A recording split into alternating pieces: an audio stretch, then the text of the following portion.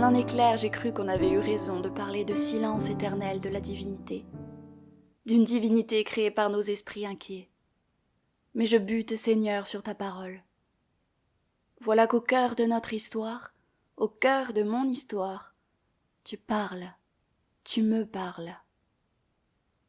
Lecture d'un texte du Concile œcuménique. Dei Verbum. Le Christ, plénitude personnelle de la révélation. Dieu, qui crée et conserve toutes choses par le Verbe, donne aux hommes dans les choses créées un témoignage incessant sur lui-même.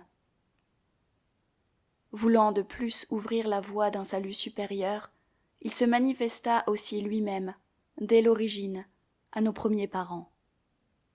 Après leur chute, par la promesse d'un rachat, il les releva dans l'espérance du salut.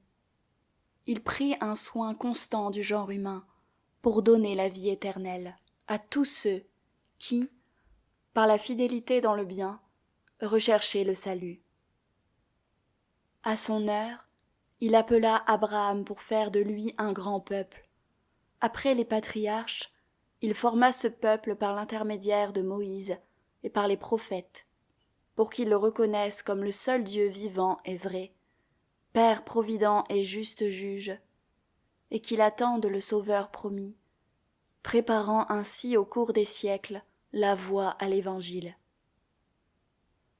Après avoir, à bien des reprises et de bien des manières, parlé par les prophètes, Dieu, en ces jours qui sont les derniers, nous a parlé par son Fils. Il a envoyé en effet son Fils, le Verbe éternel qui éclaire tous les hommes, pour qu'il demeurât parmi eux et leur fit connaître les secrets de Dieu.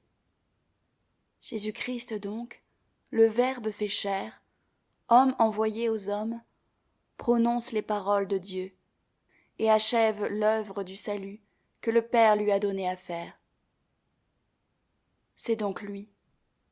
Le voir, c'est voir le Père, qui, par toute sa présence et par la manifestation qu'il fait de lui-même par parole et œuvre, par signes et miracles, et plus particulièrement par sa mort et par sa résurrection glorieuse d'entre les morts, par l'envoi enfin de l'Esprit de vérité, achève en la complétant la révélation, et la confirme encore en attestant divinement que Dieu lui-même est avec nous pour nous arracher aux ténèbres du péché et de la mort, et nous ressusciter pour la vie éternelle. L'économie chrétienne, étant l'alliance nouvelle et définitive, ne passera donc jamais, et aucune nouvelle révélation publique n'est dès lors à attendre avant la manifestation glorieuse de notre Seigneur Jésus-Christ. Prière. Seigneur de toute clémence, exauce les prières de ton peuple. Nous méritons d'être accablés à cause de nos fautes. Que ta bonté, en nous visitant, nous console. Toi qui règnes avec le Père et le Saint-Esprit, maintenant et pour les siècles des siècles.